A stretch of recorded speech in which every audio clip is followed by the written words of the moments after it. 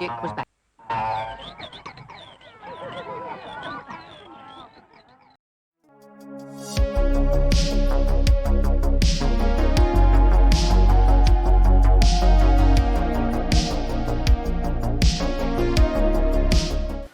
Welcome back to Toy Box. This is another vintage toy hunting episode. These things that I found in the past couple of months, January, February 2023. The pickings have been extremely slim, but what I have found has made it to my collection and it hasn't cost me a lot. It's literally cost me old school pocket money, 50p's, pound coins, if that. So, as usual, I'm going to tell you a little bit about the item and how much they cost. Wild finds, wild finds, wild finds, wild finds, wild finds.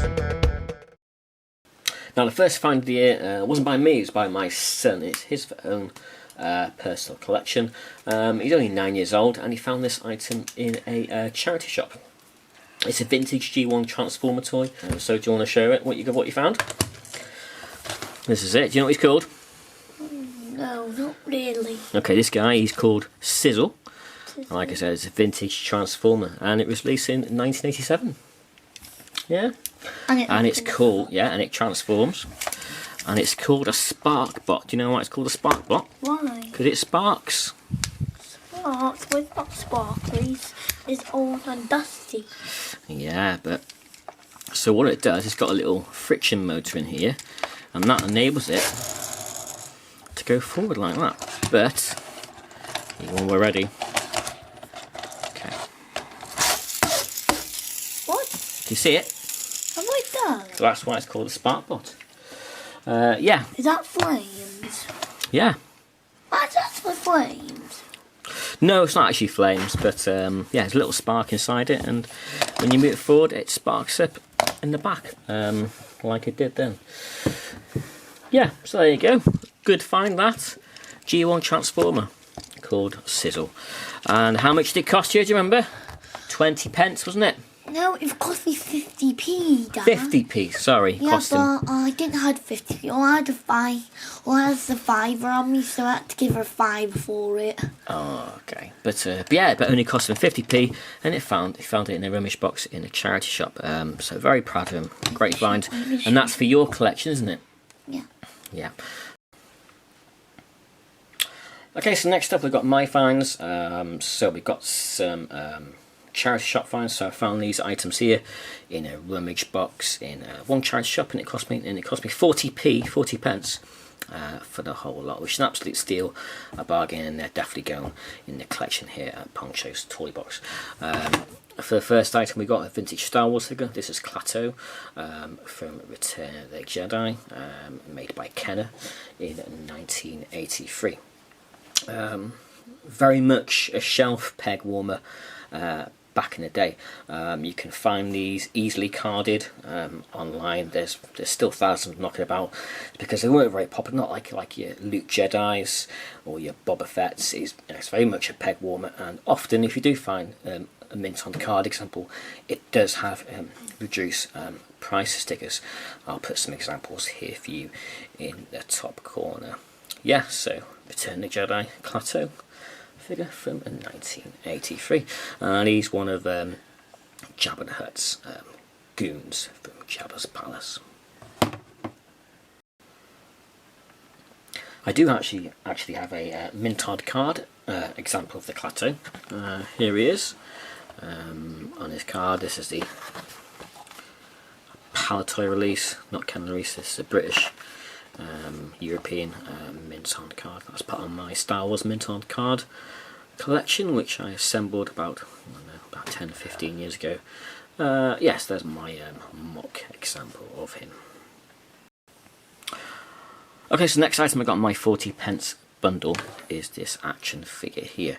On the first glance, it looks like a G.I. Joe figure, but it's not. It's an Action Force figure made by Palatoy in 1985. So it's a Cobra enemy trooper. Like I said, yeah, it's one of the latest series of the Action Force figures. He has 10 points of articulation. So you got your head here, you got your shoulder, elbows, waist swivel,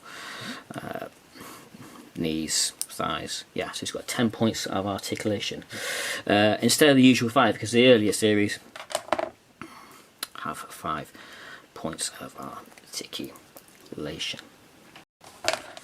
Yes, these later series of Action Force figures, they're integrated by Palitoy from Hasbro, which is obviously an American company, in order to save on tooling and costs. Since Palitoy had a limited budget for new tooling and could license and recolour existing G.I. Joe Hasbro molds. Yes, a little bit of history there about the later series of the Action Force figures. But yeah, it's a really good condition. Still got its emblem. Hasn't got a broken crotch, which you normally find on these type of action figures. Yeah, but he's a bargain. It's worth between £20 and £30 online. So yeah, he's definitely going in the collection. I do have some Action Force figures, which he will sit nicely with. Okay, so next up that I found in this box was this little tiny car. This is called a Micro Machine. So Micro Machines were originally made by Gloob in the mid to late 80s, and eventually Hasbro took over the license in the mid 90s, and they still make Micro Machines today. So this is like an early 90s one, but I particularly like to collect the 80s ones. But if they got Gloob on the bottom of them, then they'll go in my collection. I've got a little tub of Micro Machines, and they're actually getting bigger and bigger, so that'll go in there. Here's a cool pop culture reference for you. In the 1990 Christmas film Home Alone, which has got Macaulay Culkin, where he's left home alone, and some robbers think the house is empty. Obviously he's inside it, and he knows they're coming, and he sets up those booby traps to foil the robbers. And one of the traps is he sets up loads of Micro Machines on the floor, and the robbers go flying and hurt themselves. And the robbers are called Wet Bandits. I don't have enough Micro Machines to defeat the Wet Bandits if they want to come steal some of my collectibles here, but I'm getting more and more gradually. On the subject of Micro Machines, I popped into an antique shop last month, and he had a box of die-cast cars, and he did have some Micro Machines in this box. These are proper old school ones, 1987. That says on the bottom of them, both in really good condition. Yeah, so I grabbed these from the antique shop, and they cost me £1 each. I don't normally spend £1 on them, but they're in great condition, and they're going in my little tub of Micro Machines.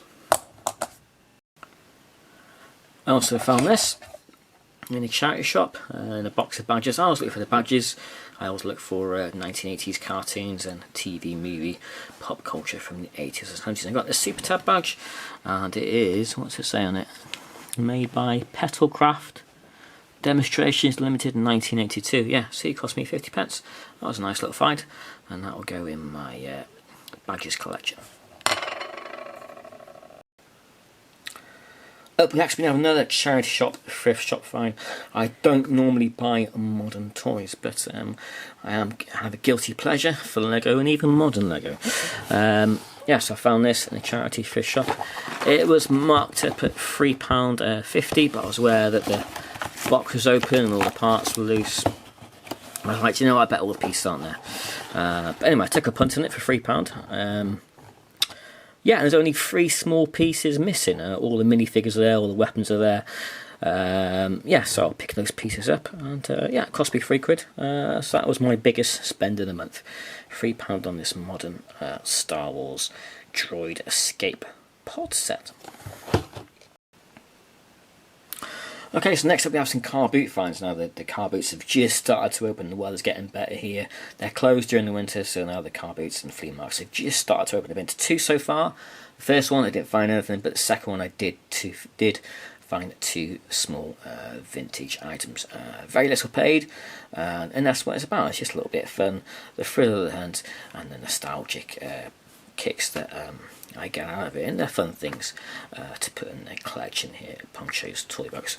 So I got this little minifigure, and he is called Zebedee, and he's from a TV show called The Magic roundabout. It was a stop motion animated program, European program. It was mainly broadcast here in Britain and France, where the original stop motion animation came from. Yeah, this guy's called Zebedee. He's a talking Jack in the Box with magical powers. It came out in 1973. 50 years old. That's crazy. I can't believe it. A bit before my time, Magic Roundabout, if truth be told, but it's one of the most iconic British children's animated programs, so I had to get it. It's only 50p, and it'll go great here in the collection, especially with all my minifigures. And finally, the last thing, I found this in a rummage box at the car boot, full of modern toys, horrible things, but this is right at the very bottom. And I saw that. You know what that means? Vintage Transformer.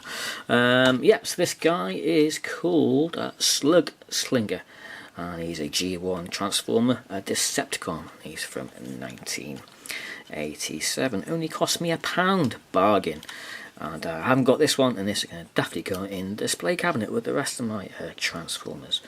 I'll put a picture of the packaging for you to have a look at in the top corner, and I may as well transform him while I'm here. And there he is, transformed. All his joints were really stiff. I had trouble putting that into transformation mode, but I got there in the end. So there you go, a 1987 G1 Transformer, Slug Slinger.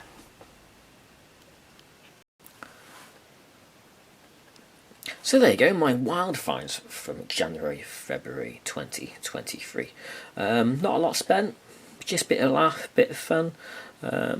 What was your favourite piece that I got in the video? Let me know in the comments. So hope you enjoyed the video. Click the like button, subscribe to the channel, that always helps, and I'll see you in another video. Thanks for watching. Bye bye.